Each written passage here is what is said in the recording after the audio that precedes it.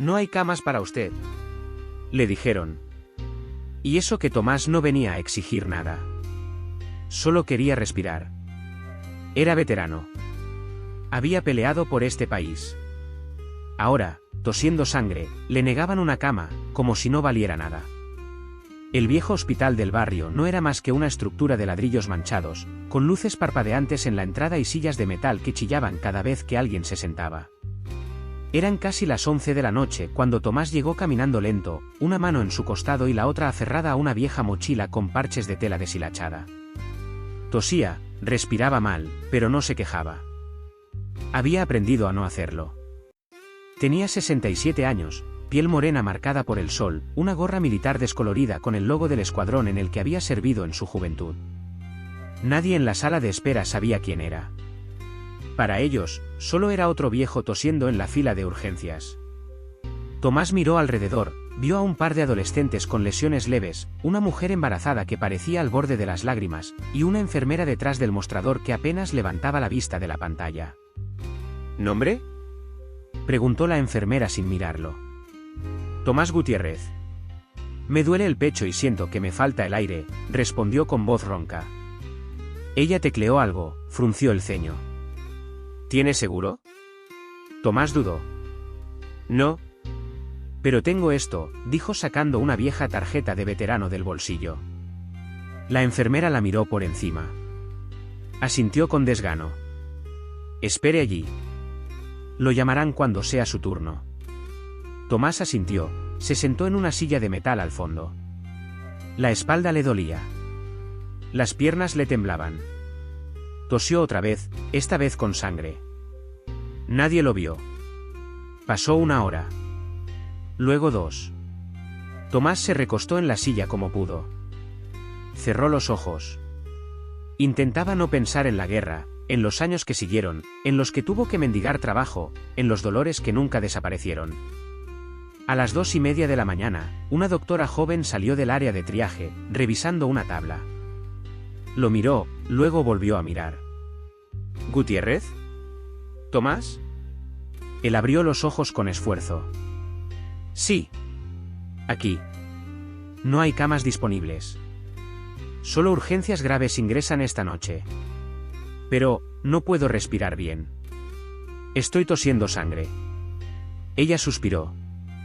Si no tiene seguro, y no está en estado crítico, no podemos hospitalizarlo. Le recomiendo ir a una clínica comunitaria.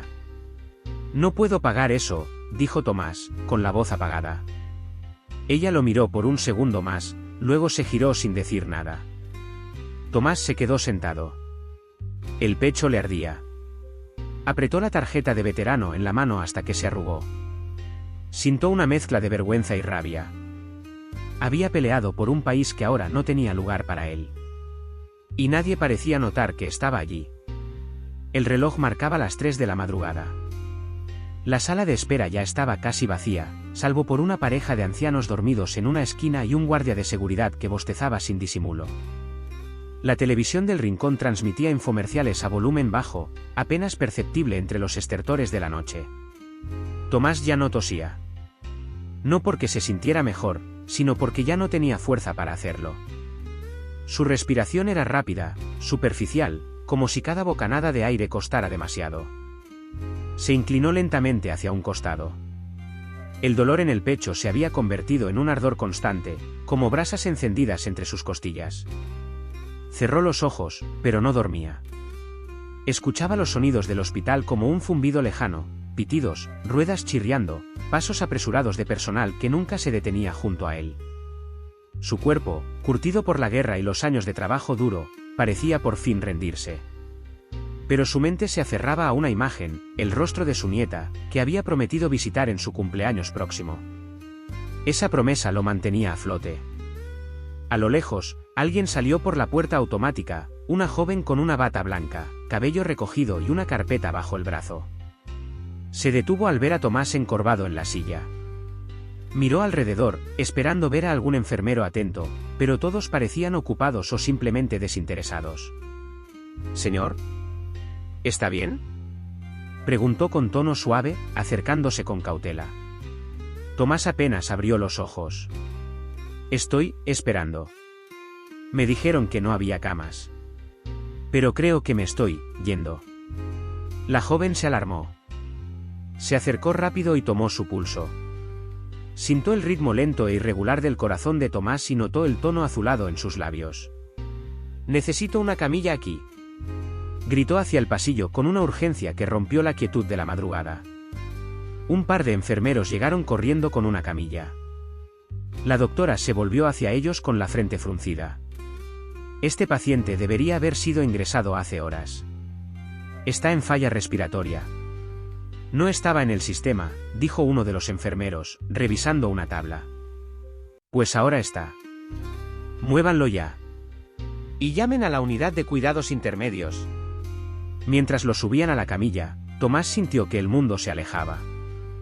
Vio el techo pasar rápido sobre su cabeza, como si el hospital lo devorara. Escuchó voces que ya no distinguía bien. Y de pronto, una mano sujetó la suya con fuerza. Tranquilo, señor Gutiérrez. Yo lo acompaño. No está solo. Esa voz le resultaba conocida. Era la misma joven doctora. Había algo en su tono, algo que lo reconfortaba. Algo que lo hacía sentir visto, por primera vez esa noche. En la sala de emergencias, comenzaron a conectarlo a monitores. Uno de los médicos observó su expediente con el ceño fruncido. ¿Veterano? Y lo dejaron aquí sentado por horas. Increíble. La doctora asintió, sin dejar de observar los signos vitales de Tomás. Cuando despierte, voy a pedir una revisión de todo el turno. Esto no puede pasar más. Este hombre podría haberse muerto ahí sentado, frente a todos nosotros.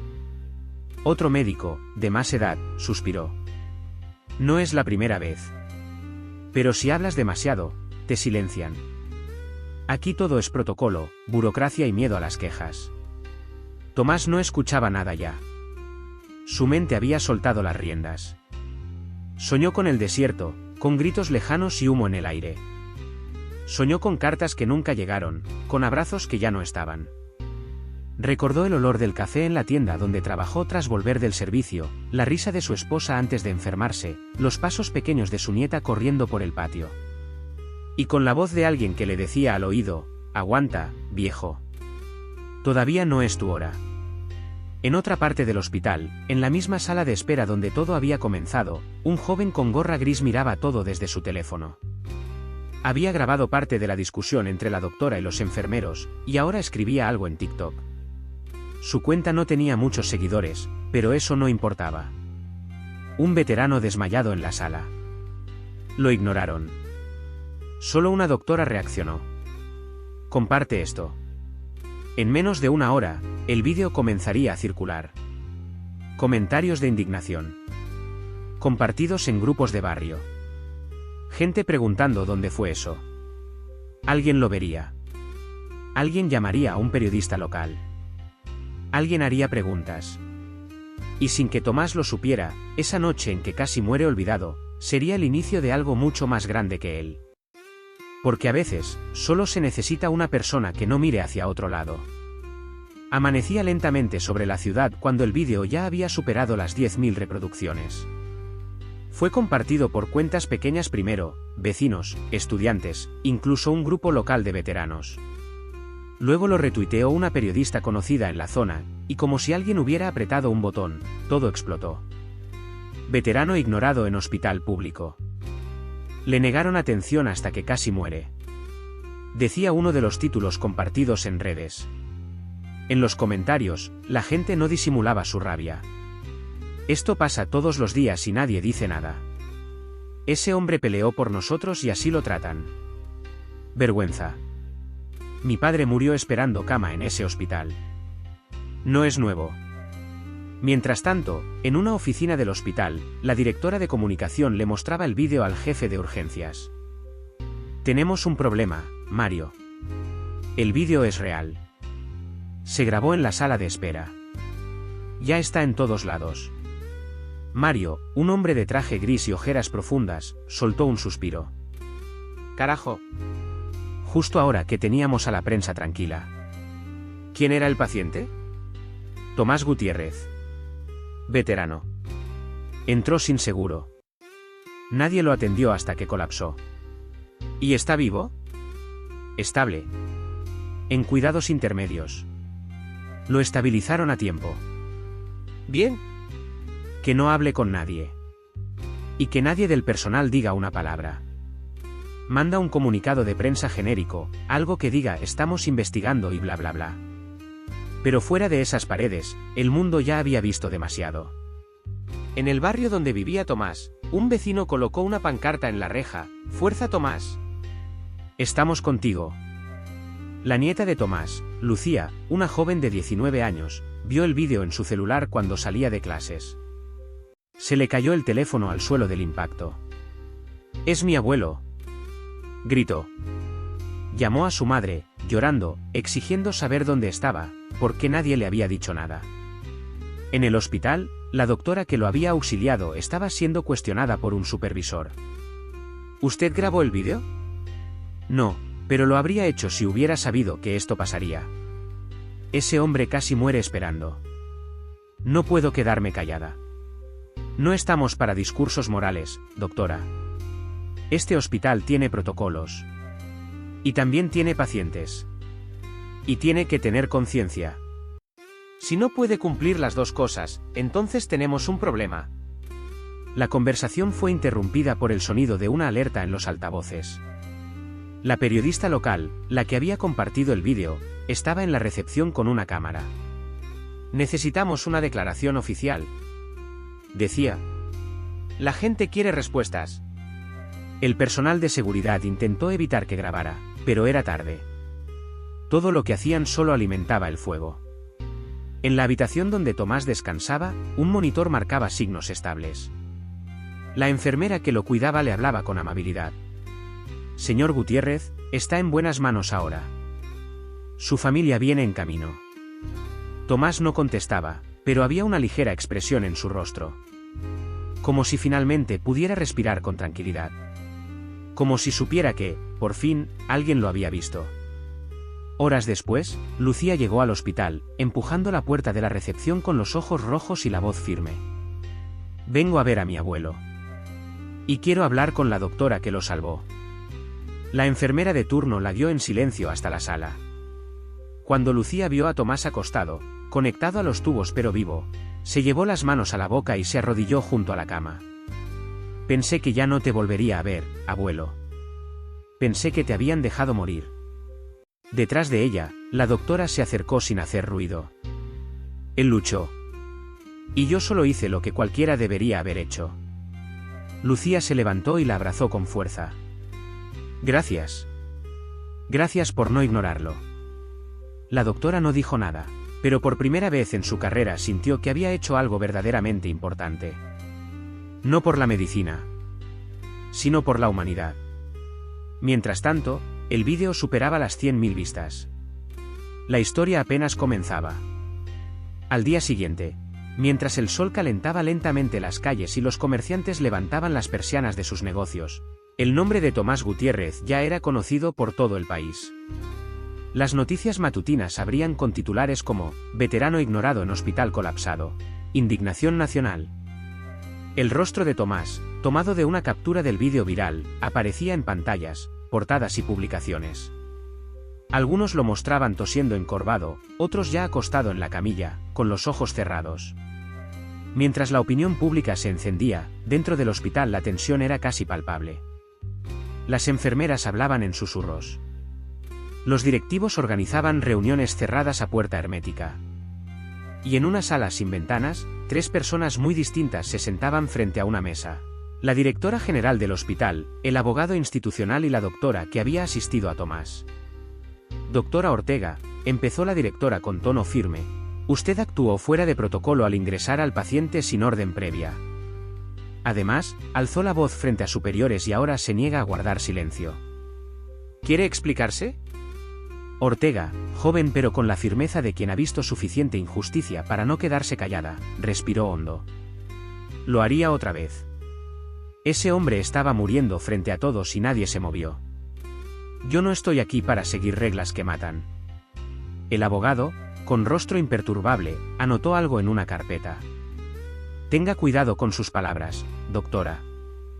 Lo que dice podría usarse en su contra si esto escala a una investigación federal. Ortega lo miró directo a los ojos. Que escale. Si eso ayuda a que otro Tomás no se quede solo en una sala de espera, bienvenido sea. Esa misma mañana, una organización de veteranos convocó a una rueda de prensa frente al hospital. Lucía, la nieta de Tomás, aceptó hablar. Se paró frente a un enjambre de micrófonos y cámaras, vestida con una camiseta blanca y el cabello recogido. Su voz temblaba, pero no por miedo, sino por rabia contenida. Mi abuelo no es un caso aislado. Es el reflejo de un sistema que decide a quién atender según el bolsillo.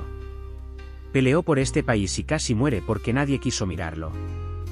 Hoy está vivo gracias a una doctora valiente. Pero hay muchos que no tuvieron esa suerte. Las redes explotaron de nuevo. Hashtags como almohadilla justicia para Tomás y almohadilla hospital sin corazón fueron tendencia por 2 días seguidos.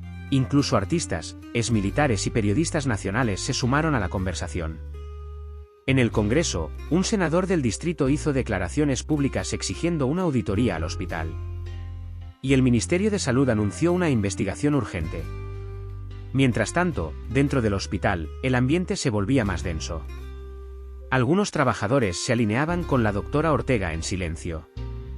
Otros, temerosos de perder su trabajo, evitaban cualquier comentario.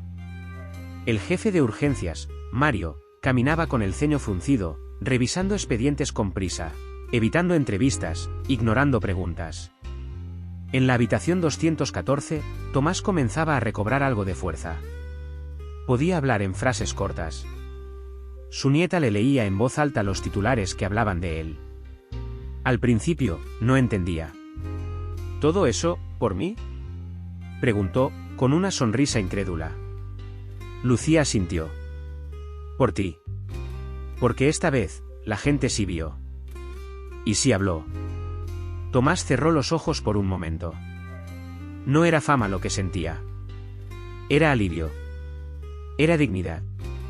En otra parte del edificio, Ortega recibía una nota anónima en su casillero: no estás sola. Gracias por hablar.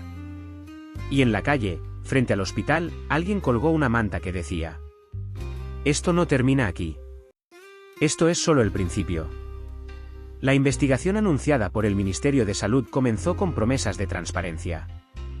Un equipo de auditores y observadores externos llegó al hospital 3 días después del escándalo, cargando carpetas, laptops y rostros neutros.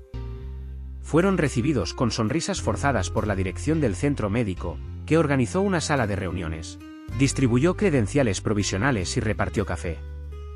Colaboraremos en todo lo que sea necesario, dijo Mario, el jefe de urgencias, con una sonrisa tensa.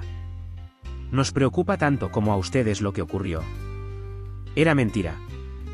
Lo que le preocupaba a Mario era que su nombre apareciera en los reportes como parte del problema. Durante los días previos, había ordenado a su equipo que revisaran todos los expedientes de urgencias, modificaran registros de triaje y eliminaran cualquier evidencia que pudiera sugerir negligencia. Algunos acataron sin preguntar, otros lo hicieron temblando. Una enfermera se negó y fue trasladada inmediatamente a otra ala del hospital. La doctora Ortega, en cambio, fue apartada de su puesto habitual. Le asignaron turnos nocturnos en pediatría, muy lejos de urgencias. Hasta que pase el ruido, le dijeron. Ella aceptó sin protestar. Sabía que el silencio institucional era una forma de castigo. Pero Ortega no estaba sola. En los pasillos, algunos colegas le ofrecían una mirada cómplice, una seña con la cabeza, un gesto silencioso de apoyo. En su casillero empezaron a aparecer notas escritas a mano: gracias por hablar. No te rindas. Tienes más aliados de lo que crees. Mientras tanto, los observadores comenzaron a entrevistar al personal. Los médicos respondían con frases medidas. Los administrativos con evasivas. Pero una enfermera joven, Elena, decidió contar todo. Yo vi a Tomás esa noche. Lo sentaron en la esquina y nadie lo tocó por horas. Avisé a mi supervisor y me dijo que no era prioritario. Estaba tosiendo sangre, por Dios. Los auditores tomaron nota. Le pidieron que regresara al día siguiente para una declaración oficial. Esa noche, Elena encontró su casillero forzado y su uniforme manchado con tinta roja. No dijo nada, pero al día siguiente regresó con una copia impresa de su testimonio y una sonrisa desafiante. El caso empezaba a abrir grietas en la estructura del hospital. Algunos directivos comenzaron a hablar en voz baja sobre la posibilidad de renuncias. Otros querían cerrar filas. Un rumor comenzó a circular, que el ministro de Salud planeaba visitar personalmente el centro. Mientras tanto, Tomás seguía en la habitación 214. Su recuperación era lenta pero constante. Cada día recibía flores, cartas, incluso dibujos de niños que decían, «Gracias, abuelo Tomás». Lucía lo visitaba cada tarde. Le leía comentarios en redes sociales, cartas de otros veteranos que compartían sus historias. Algunos contaban cómo también fueron ignorados. Otros simplemente decían, «Gracias por resistir». Una tarde, mientras miraban un vídeo en su teléfono, Tomás susurró: «Nunca imaginé que solo por no morir, cambiaría algo». Lucía le apretó la mano. A veces, sobrevivir ya es una forma de pelear. En el exterior, frente al hospital, comenzaron a aparecer carpas. Veteranos de distintas partes del país llegaban para acampar en señal de protesta. No era una marcha ruidosa ni violenta. Era una vigilia silenciosa. En cada tienda había una bandera doblada, una foto de alguien perdido, una historia que contar. Una noche, Ortega salió a saludarlos. Caminó entre las carpas, conversó con algunos, escuchó en silencio. Uno de ellos, un hombre de barba blanca y ojos cansados, le dijo: «Usted hizo lo que muchos solo pensaron. Gracias por no callar». Ortega, por primera vez en días, se permitió llorar. En paralelo, el hospital intentaba contraatacar. Filtraron a la prensa un supuesto informe donde alegaban que Tomás había sido atendido dentro del tiempo estándar, que presentó documentos incompletos, que exageró sus síntomas. El intento fue desastroso. Las redes reaccionaron con más fuerza. Ahora lo culpan a él. No tienen vergüenza. La evidencia está en vídeo. ¿A quién creen que engañan? Un grupo de periodistas independientes publicó un especial titulado «Hospitales que fallan, el caso Gutiérrez». Incluyeron entrevistas, testimonios y hasta grabaciones anónimas de empleados. El efecto fue inmediato. El director del hospital presentó su renuncia. El jefe de urgencias, Mario, fue suspendido. La doctora Ortega fue restituida a su puesto y recibió una carta de reconocimiento del Ministerio de Salud. En una ceremonia discreta pero emotiva, se colocó una placa en la entrada del hospital que decía: «En honor a Tomás Gutiérrez, por recordarnos que la dignidad no se negocia». Tomás, en silla de ruedas, estuvo presente. Lucía lo empujaba, y a su lado caminaba Ortega. Cuando los aplausos se apagaron, él miró a su nieta y dijo: «Si todo esto sirvió para algo, entonces valía la pena». Lucía le respondió: «Sirvió. Y va a seguir sirviendo. Porque la lucha por la dignidad apenas comenzaba». Habían pasado 2 semanas desde que la historia de Tomás Gutiérrez explotó en todo el país. Los medios habían cubierto cada ángulo, cada reacción, cada declaración. Las redes sociales seguían llenas de mensajes de apoyo, pero también empezaban a aparecer otros temas en tendencia, otras noticias que capturaban la atención del público. Como todo en el ciclo mediático, incluso la indignación más profunda empieza a apagarse con el tiempo. Pero para Tomás, Lucía y la doctora Ortega, nada se había calmado del todo. Lo que había cambiado eran los silencios, ya no eran de indiferencia, sino de reflexión.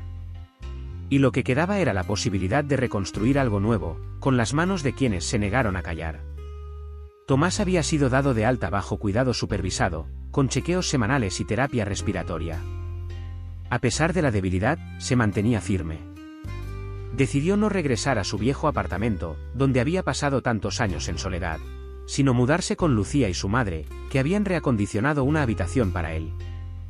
Aunque la transición no fue fácil, se sintió rodeado de calor y significado. Cada tarde, al terminar sus ejercicios, Tomás se sentaba en el porche, con una taza de té caliente entre las manos. Ni el tráfico ni los ruidos del barrio parecían molestarlo. Observaba los movimientos cotidianos como si fuera la primera vez. valoraba los detalles, un saludo del cartero, el ladrido lejano de un perro, el olor del pan tostado que llegaba desde la cocina. Un día, recibió una carta sin remitente claro. Dentro, un papel doblado cuidadosamente y una medalla. El texto decía: no tuve tu valor para hablar en su momento. Pero gracias a ti, ahora yo también puedo intentarlo. Esta medalla era de mi hermano. Y hoy quiero que la tengas tú. Tomás la sostuvo entre los dedos con cuidado. No sabía quién la había enviado, pero comprendió que lo que había iniciado no se detenía en su historia. Era una cadena de ecos. De resonancias que cruzaban distancias. En paralelo, la doctora Ortega había retomado su cargo, pero ya no era la misma. Organizaba talleres internos sobre atención humanizada, lideraba reuniones con veteranos y había sido invitada por varias universidades para dar charlas sobre ética médica y resistencia institucional. En una de esas charlas, un estudiante le preguntó: ¿qué fue lo que la hizo actuar, doctora? ¿Por qué justo esa noche? Ella pensó un segundo antes de responder. Porque nadie más lo estaba haciendo. Y no podía aceptar que el silencio matara a otro paciente. El aplauso fue espontáneo. Al terminar la sesión, varios alumnos se acercaron para agradecerle. Uno de ellos, futuro cirujano, le dijo: gracias por mostrarnos que la medicina también se ejerce con el corazón. Lucía, por su parte, se había convertido en una voz reconocida entre organizaciones juveniles. Fundó un colectivo llamado Ningún Héroe Olvidado, donde reunía historias de veteranos que habían sido ignorados, rechazados o abandonados por el sistema. Su primer evento reunió a más de 300 personas en una plaza del centro. Hubo testimonios, música en vivo y un minuto de silencio por aquellos que no tuvieron la misma suerte que Tomás. Al final del evento, un anciano se le acercó con los ojos vidriosos. Gracias, hija. Yo pensé que a nadie le importaba ya. Lucía lo abrazó. Claro que importa. Usted importa. El impacto del caso Gutiérrez también se había traducido en políticas. El Congreso aprobó una ley que exigía atención prioritaria a excombatientes en hospitales públicos, sin importar su condición de aseguramiento. Se habilitaron fondos especiales para capacitación del personal sanitario en atención empática y se lanzó una campaña nacional con el lema: verlos es atenderlos. Tomás veía los spots en la televisión con mezcla de sorpresa y gratitud. A veces se reía bajo. A veces suspiraba profundo. Nunca pensé que viviría para ver esto, decía. Una tarde, recibió una invitación oficial. La presidenta quería conocerlo en una ceremonia de homenaje a ciudadanos que generaron cambios significativos. Lucía lo acompañó. La sala estaba llena de luces, cámaras y rostros importantes. Pero Tomás solo tenía ojos para ella y para Ortega, que también había sido invitada.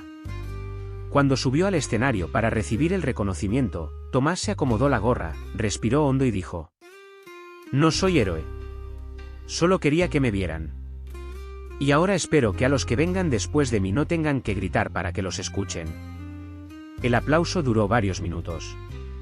Esa noche, de regreso a casa, Lucía le mostró el celular. Mira, abuelo.